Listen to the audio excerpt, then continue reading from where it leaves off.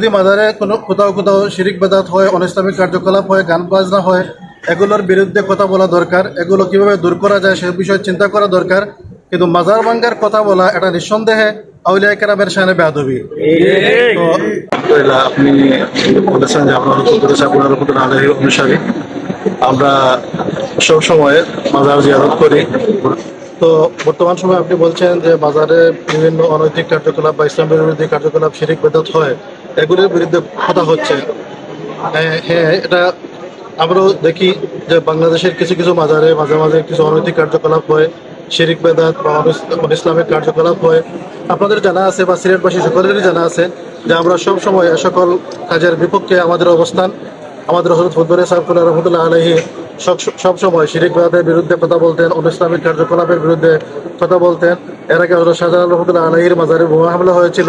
সেই হামলার প্রতিবাদে হযরত ফুদ্দুরী সাহেব মাজার জিয়ারত কর্মসূচি ঘোষণা করেছিলেন।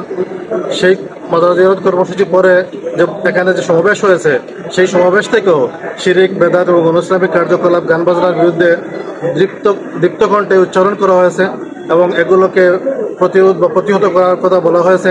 আমরা সব সময় শিরিক বেদাতের বিপক্ষে, অনিসলামিক কার্যকলাপের বিপক্ষে, এবং আমরা চাই যে বাংলাদেশের কোনো মাজারে যেন কোনো অনিসলামিক কার্যকলাপ না হয়, শিরিক বেদাত না হয়।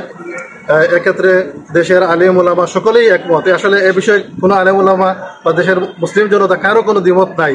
আমরা মনে করি কিছু মানুষের দিন সম্পর্কে অজ্ঞতার কারণে তারা কিছু কিছু অনিসলামিক কার্যকলাপ করে ফেলে। এ বিষয়ে মানুষদেরকে সচেতন করা দরকার। মানুষদেরকে যত সচেতন করা যাবে এ ধরনের কার্যকলাপ কমে আসবে এবং ধীরে ধীরে এক পর্যায়ে শেষ হয়ে যাবে। তবে এ বিষয়ে আসলে উলামায়ে কেরাম, সকল মুসলমানের ঐক্যবদ্ধ প্রচেষ্টা প্রয়োজন। সাম্প্রতিক বিষয়ে আমরা দেখতে পাচ্ছি যে যারা হক্কানি ওলি আল্লাহ রয়েছেন তাদের মাজার যে বাঙ্গার বিষয় নিয়ে যেটি নানান আলোচনা চলছে, এই বিষয়ে আপনাদের প্রতিক্রিয়া কি? আসলে এটাও আমাদের যারা এরকম কথা বলে থাকেন তাদের বুঝের ভুল। কারণ মাজারে শিরিক বেদাত হয় বা অনিসলামিক কার্যকলাপ হয়, গান বাজনা হয়, এই অভিযোগে মাজার ভেঙে ফেলার কথা বলা, মাথা ব্যথার কারণে মাথা কেটে ফেলার কথা বলার মতো এটা অযৌক্তিক কথা। এরকম কথা আসলে সমর্থনযোগ্য না। এটা যেমন ইসলাম সমর্থন করে না, কোনো সুস্থ বিবেকমান মানুষও এটা সমর্থন করতে পারে না। হ্যাঁ, যদি মাজারে কোথাও কোথাও শিরিক বেদাত হয়, অনিসলামিক কার্যকলাপ হয়, গান বাজনা হয়, এগুলোর বিরুদ্ধে কথা বলা দরকার। এগুলো কিভাবে দূর করা যায় সে বিষয়ে চিন্তা করা দরকার। কিন্তু মাজার ভাঙ্গার কথা বলা এটা নিঃসন্দেহে আউলিয়া কেরামের শানে বেয়াদবি। তো যারা মাজার ভাঙ্গার কথা বলছেন, আমরা লক্ষ্য করছি তাদের মধ্যে কিছু কিছু উগ্রবাদী দল আছে। এরা আসলে শুধু মাজার ভাঙ্গার কথা বলে না, এরা আউলিয়া কেরামের প্রতি সম্ভবত দুশ্মনীও রাখে। যদি কেউ আউলিয়া কেরামের প্রতি দুশ্মনী রেখে মাজার ভাঙ্গার কথা বলে, তার এটা এই ধরনের বক্তব্যটা দৃষ্টতা এটা বাংলাদেশের মানুষ বা দেশের ইসলামপ্রিয় মানুষ বা সিলেটের মানুষ বিশেষ করে এটা কখনো মেনে নিবে না। এবং এর বিরুদ্ধে সচেতন মুসলিম সমাজ সবসময় সোচ্চার থাকবে। আমরা এই সিলেটের মানুষ, আমরা হযরত শাহজালাল শাহপুরান রহমতুল্লাহ আলাইহি 360 আউলিয়ার উসিলায় মুসলমান হয়েছি। এই সকল আউলিয়া কেরামের প্রতি আমাদের আত্মার সম্পর্ক। তো যারা এই সব আউলিয়া কেরামের মাজার ভাঙ্গার কথা বলে, যদি কেউ বলে, তাহলে এটা কিন্তু আমাদের আত্মার উপর আঘাতের শামিল, যেহেতু তাদের সাথে আমাদের আত্মিক সম্পর্ক। আমরা এ ধরনের কোনো বক্তব্যকে, এ ধরনের দৃষ্টান্তমূলক বক্তব্যের তীব্র নিন্দা জানাই। এবং আমরা মনে করি যদি কেউ শাহজালাল শাহপুরান রহমতুল্লাহ মাজার বা হকপন্থী আউলিয়া কেরামের মাজার ভাঙ্গার কথা বলে বা এ ধরনের কোনো দৃশ্যতা দেখায়, তাহলে এই সিলেটের মানুষ, এই দেশের মানুষ, সকল মুসলমান এর বিরুদ্ধে সোচ্চার থাকবে। তো আমরা যেটা বলতে চাই যে বাজার থেকে শিরিক বেদাত বা ইসলামিক কার্যকলাপ বন্ধ হোক।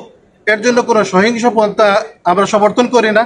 এক্ষেত্রে সুন্দর পন্থা আছে, দাওয়াতের যে পন্থা, যারা সংশ্লিষ্ট আছে তাদেরকে বোঝানো, অথবা অন্য পন্থা আছে প্রশাসনের সহযোগিতা, বাজার কমিটিতে যারা আছে তাদের সাথে আলোচনা, এবং দেশের বিভিন্ন এলাকায় যেসব এলাকায় মাজার আছে সেসব এলাকার গণ্যমান্য ব্যক্তিবর্গ যারা আছেন, সুশীল সমাজ যারা আছেন, তাদের সকলের সাথে আলোচনা সাপেক্ষে সুন্দর উদ্যোগের মাধ্যমে মাজার থেকে শিরিক বেদাত বা অনিসলামিক কার্যকলাপ বন্ধের উদ্যোগ নেওয়া যেতে পারে।